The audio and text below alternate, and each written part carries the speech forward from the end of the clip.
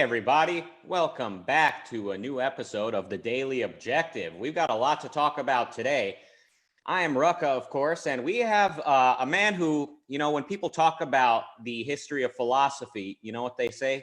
They say from Nicomachus all the way to Nikos Rucka. Well, that was too close. That was the closest that someone got to pronouncing my surname.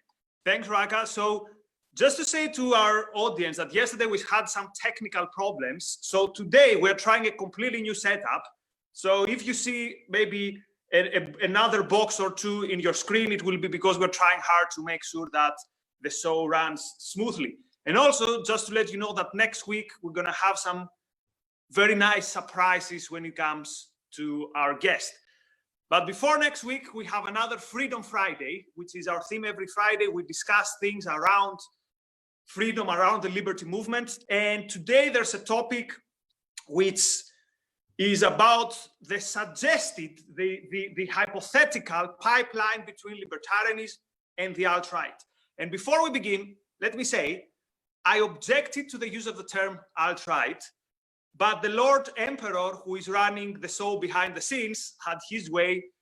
But when I say alt-right, I write it with a small a and a small r, and I'm referring to the wider reactionary right movement. So during this show, I won't be using the term. Rucka, do you think that there is such a thing as alt-right?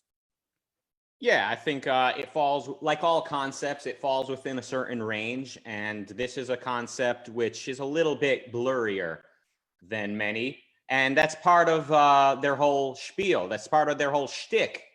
You know what I'm saying? Like, it's difficult to understand who's part of it, what they stand for, when they're joking, when they're serious. So the confusion is sort of part of the definition or the description.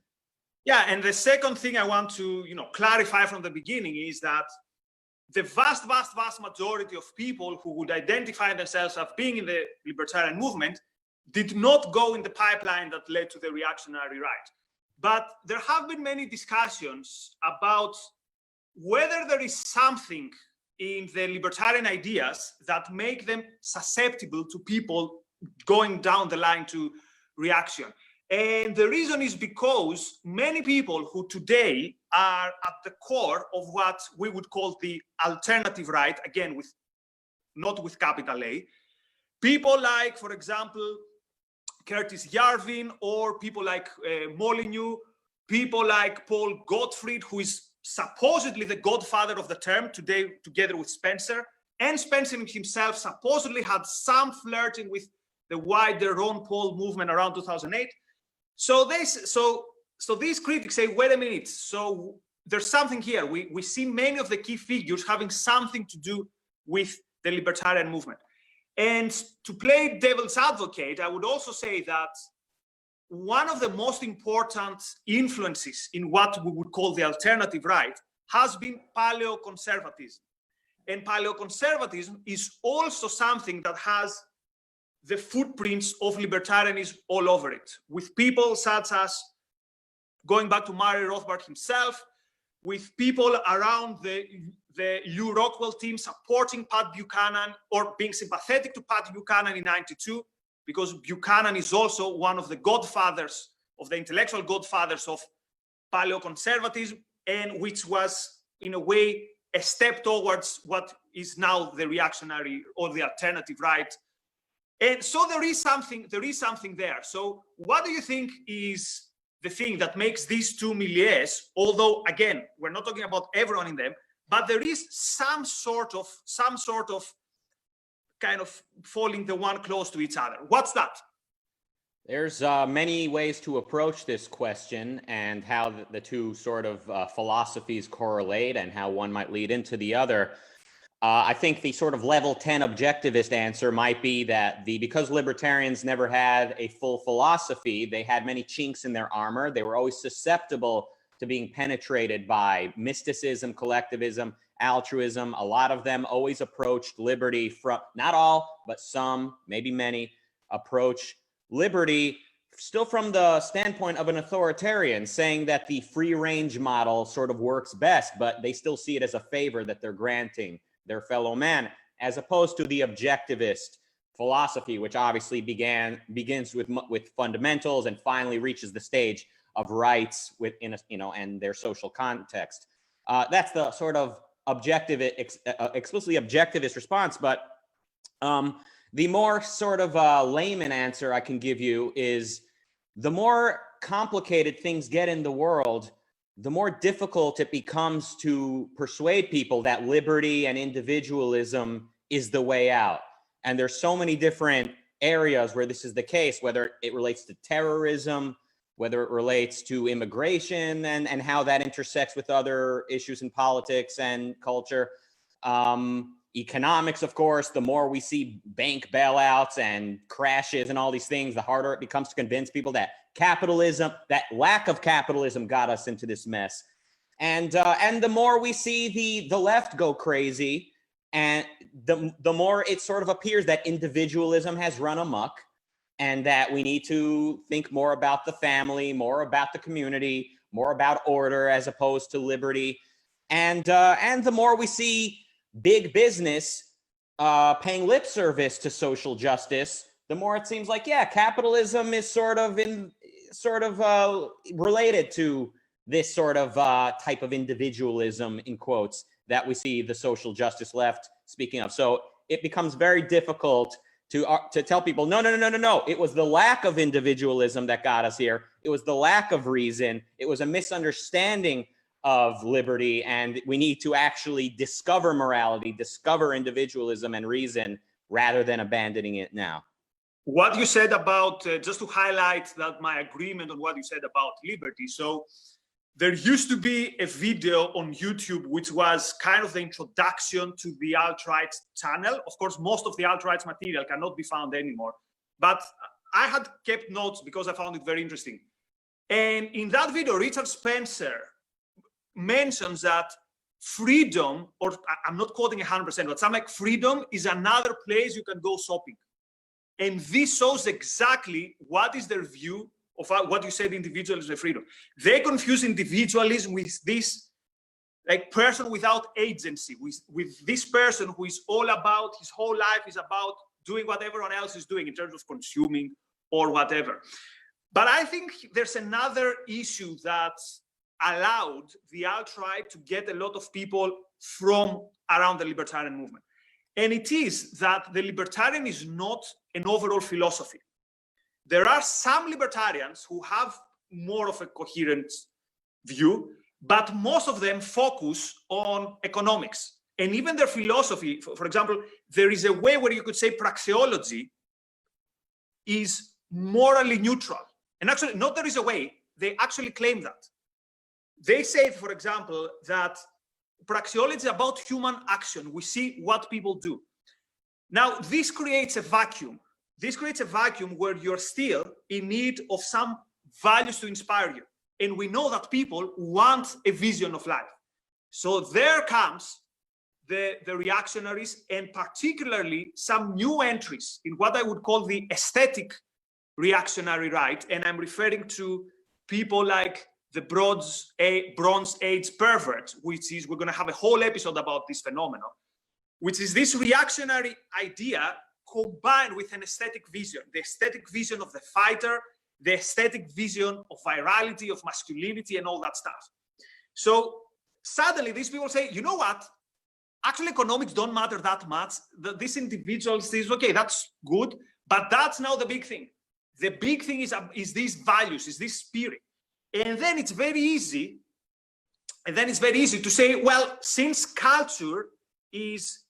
politics is downstream from culture, then economics is even more downstream from culture. So I will go fully in on this kind of cultural movement.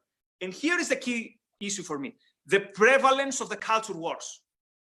The prevalence of the culture wars means that the battle of ideas is not anymore so prevalent, because culture wars means that movements that have not got a coherent ideology are fighting in the trenches of things like, things like abortion or free speech, although none of these sides really understand it. And these are important issues. But the more you dig into it, you will see that you don't really have a huge clash of fundamental philosophic visions. And you see this in how prevalent was the trolling culture. Like even one of the supposed, or one of the people who is considered one of the most serious philosophers of libertarianism, Hans Hermann Hoppe, he has been almost reduced to the meme, either with a helicopter or with the physical removal thing. So the fact that the culture wars are the game in town means that the reactionary right plays at home in that field. Whereas the libertarians, specifically the boring ones, the ones about how to put income tax down from 35% to 33%, this is a battle which is lost for them. Yes, I agree. There's a lot you said there, of course, and it was all great. I'm trying to think of what do I want to address. I think what struck me most just now was the fact that values are sort of, in a certain sense, the starting point where the battle begins and ends. Philosophy is not some disinterested realm you're sort of referring to occasionally. Philosophy has everything to do with your values, and that's something that objectivism identifies.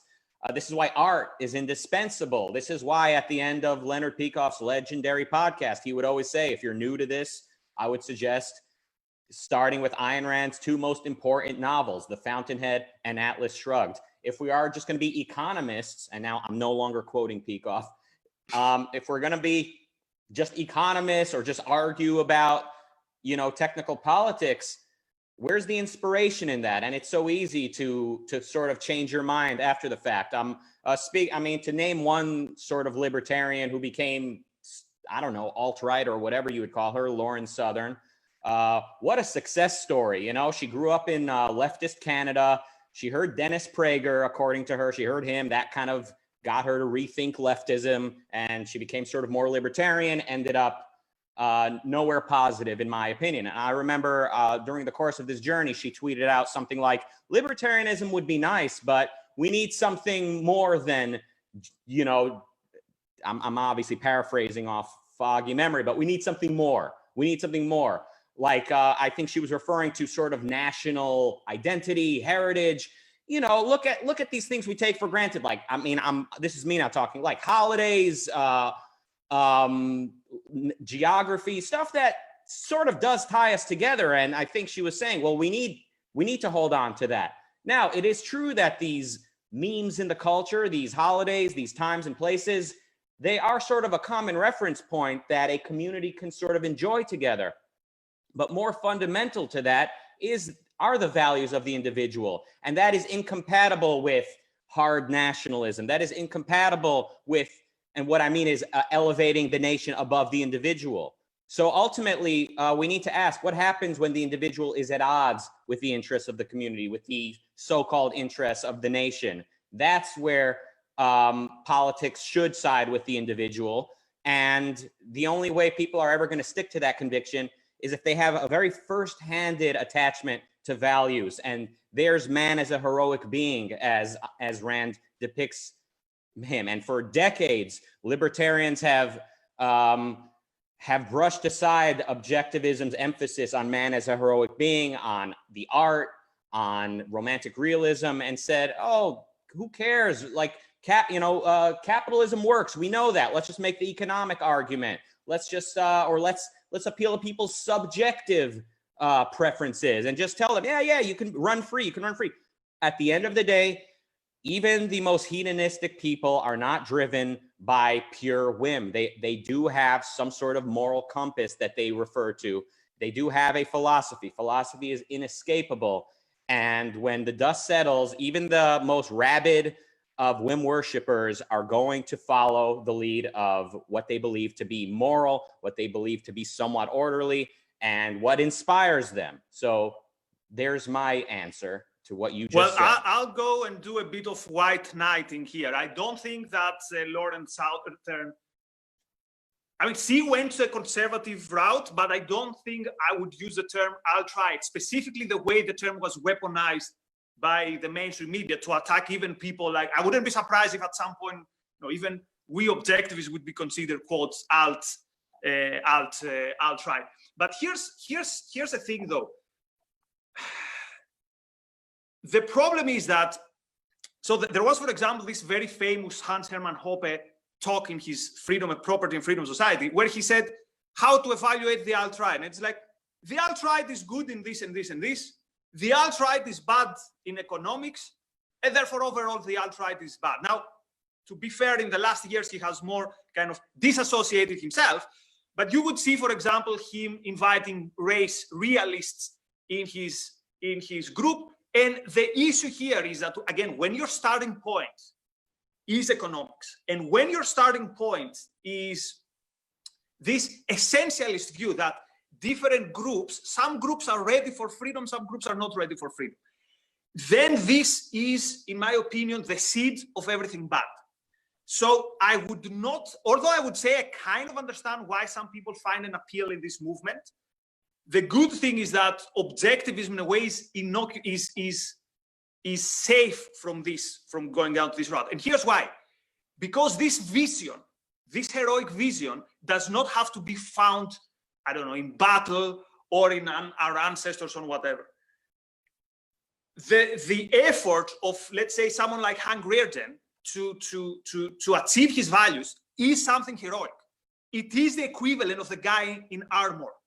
And I don't want to make spoilers, but if you remember one of the last scenes, Rearden and Francisco, they're also men who can fight their way to what is right and to what is moral. So this idea that you know, anything that has to do with economics or with production is this boring field, whereas we need some sort of we need this some sort of, you know, battle or whatever. I think this is why a lot of people find it appealing, but also this has to do with a general cultural atmosphere that tells you that, you know, capitalism is alienating. And it's very interesting. They talk about the pipeline between libertarians and alt-right. I don't hear much about the pipeline between all the new left ideas and the reactionary right. For example, the Nouvelle Droite, which is the new right in France, whose leader is Alain de Benoit, who is one of the intellectual godfathers of the alt-right. He calls himself, and these people call themselves, Gramscians of the right. And if you see his pantheon of heroes, you will find, not heroes, of influences, you will find many new leftists, because they say, look, capitalism is alienating. Therefore, we need to go beyond this. And how do we go beyond this? Basically go backwards. And that's why I use the term reactionary. I don't use it as a slur. I don't use it as an attack. I use it in its literal sense, that this is a reaction, but it's a reaction to the wrong things, or mostly to the wrong things.